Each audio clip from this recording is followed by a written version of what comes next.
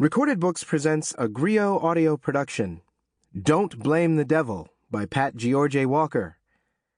This unabridged recording is narrated by Lizan Mitchell. This book is copyrighted 2010 by Pat George Walker.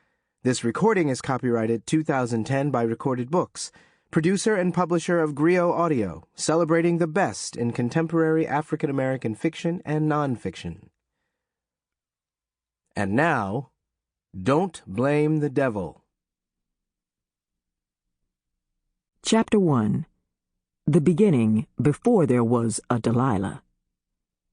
9 months ago, she was the darling of the Apollo Theater, a gorgeous R&B chanteuse and often mistaken for a Dorothy Dandridge look-alike. 9 months ago, Claudine Dupree Jewell was someone on the verge of stardom, because she'd made it in the downtown Manhattan nightclub scene.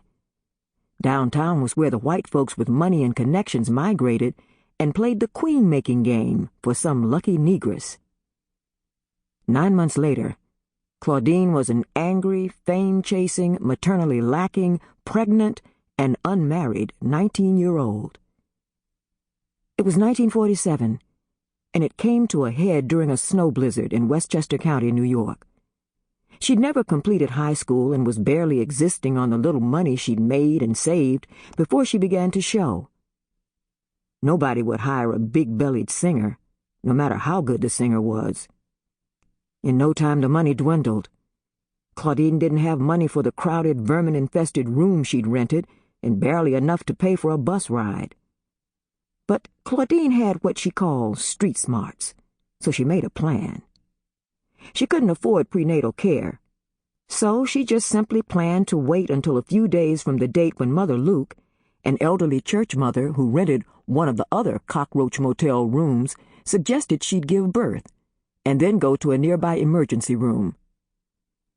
But Mother Luke's old custom of placing a hand on the belly and sizing up the dark line that ran from the navel to the pubic hairline wasn't quite scientific enough. If the pains that racked Claudine's back meant the baby was coming, then the old church mother was off by a couple of weeks. So armed with just enough bus fare and towels crammed into her underwear to catch the birth water, she stood on the bus, crushed between others who didn't care if she was pregnant or not. 20 minutes later, a young and alone Claudine Dupree Jewell barely made it across the street after she'd stepped off the bus. Within 15 minutes after arriving, and some ignorant doctor yelling, "Don't push!" while the blizzard howled louder than her screams, she gave birth in a small hospital labor room in Mount Vernon, New York. Shortly after, since she'd registered as a charity case and the bed was needed for paying patients, there'd been not too subtle hints tossed her way, indicating that her stay would be short. "We're sorry. We can't allow you to stay past a day or so until you get your strength," the charity ward nurse began in her most uncharitable manner. "But the best we can do is give you a few diapers and a letter that will authorize a few bottles of formula from the hospital pharmacy.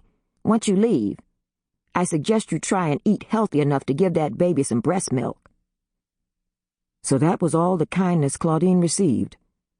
A couple of diapers, a letter for formula, and advice to eat healthy on money she didn't have so she could provide breast milk for her tiny yet swollen breasts. She got the news after she received a few "hope this will hold you" stitches. Her 5-pound 2-ounce pasty-colored baby girl, just hours ago, had almost ripped the petite Claudine apart. To add further insult, as she lay without the benefit of even an aspirin for the bone-crushing cramps that followed, someone came over to the bed and urged her to hurry and name her baby. Paperwork needed filing before they'd kick Claudine to the curb in another 24 hours. Claudine didn't give it a second thought. "I'm naming her Delilah." Her chest heaved as the tears poured. "This little girl's gonna blind every man with her beauty and steal their very soul, just like that Delilah gal did in the Bible story." The unsympathetic woman with the pen and paper remained disconnected as she added, "And don't forget to fill in the father's name and date of birth. He's dead." Claudine let out another groan, indicating that was all she would say about the matter. The woman retrieved the... Sample complete. Ready to continue?